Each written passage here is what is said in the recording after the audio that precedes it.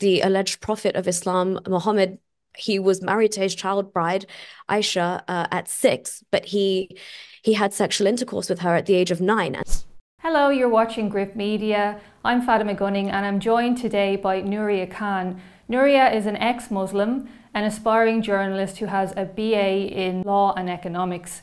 Nuriyah, thank you for joining us today. Pleasure to be here. Thank you for having me. So I suppose one of the reasons I was interested in talking to you was the case of Tori Towey, which was obviously all over the Irish media last week in particular, where she had a travel ban on her by authorities in Dubai. Now, I understand that you had your own brush with that kind of scenario. Can you maybe give a little bit of background on yourself and how things played out for you in Dubai? Well, I was living out in Dubai and I was in a marriage, and it was at breaking point. So in my personal situation, when I realized how intense the various aspects of abuse were, there was lots of financial abuse as well. So I kind of had to really find a way to remove myself from that situation.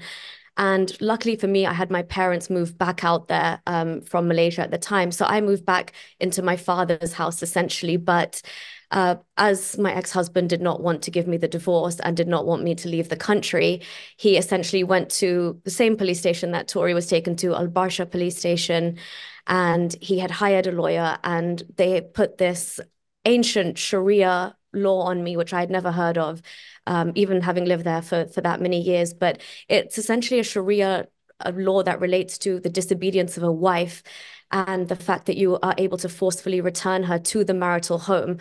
And then she can't leave or do anything of her volition without his permission. So when he had realized that I had left the marital home and I had separated and gone back to my father's home and tried to get another job and kind of fix my financial situation and become a bit more independent again, the Dubai police called me on the way to work and told me that they would forcibly arrest me and send me back there. And so, yeah, essentially things got really, really bad with their harassment and them asking me to come to Al Basha police station pretty much every night. And these were phone calls post 10 p.m. at times, and just male after male police officer showing up at my house. Once they showed up together as 4 of them, because in Islamic law, to try and charge me for something very grave to keep me in the country, they would need something that is would demand me to hand over my passport, essentially.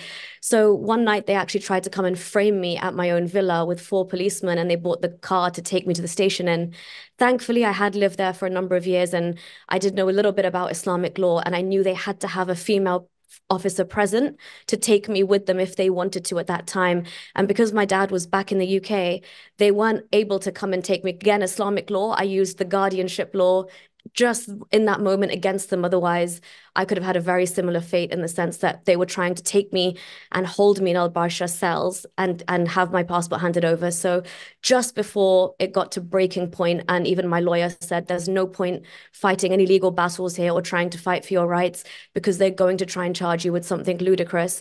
That was the instance where I kind of just dialed out, like just out of sheer panic, the emergency number for British nationals who are expats in Dubai. And I gave a rundown of my story in about 30 seconds and what they were trying to charge me with and how long they had been kind of harassing me. And the voice on the other end of the phone just said, if you've still got your passport in your hand, just go straight to the airport. And at the same time, my lawyer ran out of the police station and said, just leave, because they're about to put an imminent travel ban on you. So I had pretty much hours. I booked the next flight to Baku in Azerbaijan and flew out. So when you say that the authorities in Dubai can force you to go back to your husband, is that like they can actually prevent a woman from kind of traveling around or moving freely within the country as well? Yeah, so on one scale, you have the travel ban. So now they've got you locked into that country, right? So you can't go anywhere anyway. But within that, what they had told me is that once I got the call from Dubai police, they said, we will obviously forcibly take you in the next 48 hours unless you do something drastic. And so in my case, because I was a Muslim at the time, and by default, Sharia applies on you if you're a Muslim there, regardless of what laws you would like applied or not. They actually said to me that you would actually have to go back to your husband's house and you cannot leave because I didn't have the leeway of not having Sharia being put on me. So according to this Sharia law that they dug up, and it does relate directly to the Quran about if you fear disobedience from your wife, it falls into the property kind of laws and the way women are viewed within Islam. But yeah, I could have been stuck on two levels trapped within the marital home itself, pretty much as a kidnapped like victim, and also reprimanded within the country as well. I know there are cases of people who are born and raised in the UK, but in Muslim communities who are, forced into arranged marriages. There's even thousands of reports of honor-based crimes, including killings, every year. Can you talk a little bit about Islam and I suppose honor killings and just, the kind of aspects of it that would be, I suppose, very jarring for a Western mind to take in that this is actually happening on Western soil? Yeah, I think it's really problematic because a lot of the times, even growing up myself in the UK, I was taught and fed what I understood to be a very light version of Islam, and as many people might do, I would conflate culture and religion a lot.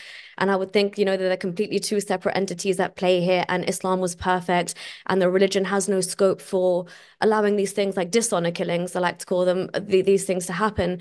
But when you have a framework like Islam, which, as I said, a lot of these laws and a lot of these things that happen, you can see the foundations of them within the basic sources of Islam themselves. So when women are essentially, I would say, for lack of a better word, in Islam, there's a guardianship system which you can see at play in Saudi Arabia, anyway, and the rest of the GCC as well. Even the UAE, for example, while I lived there and I was married, I had to have permission from my husband at the time to be able to work. And regardless of that, my visa for Dubai would just be stamped with housewife, because you are essentially, in their eyes, just an extension of your husband. He's the reason you're allowed to be there. You're essentially his property.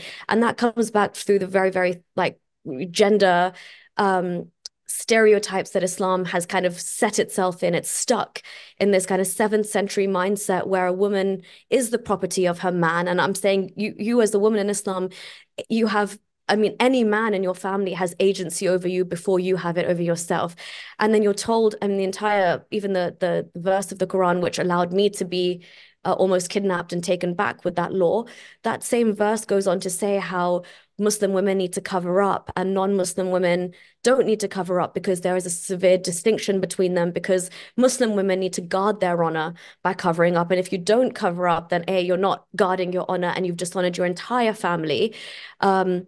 Because this is encouraging, obviously, modesty culture, rape culture, the hypersexualization of little girls, when we're told that, well, I was told even in London in a mosque that at 9 years old, I should wear the hijab. And I did, because that's exactly what I was told. But it's come to think of it now, that's disgusting to tell a little girl that, you can't be wearing sleeveless shirts anymore in front of your uncles or your grandfather or things like that. So these are very, very much embedded within Islamic culture, but it's embedded in the culture because it comes directly from the sources itself, the scriptures of how Muhammad's wives were after revelations came down and how you should behave and present yourself, and also how Muslim men view their own women in their families and the tight-knit control you need to keep on them.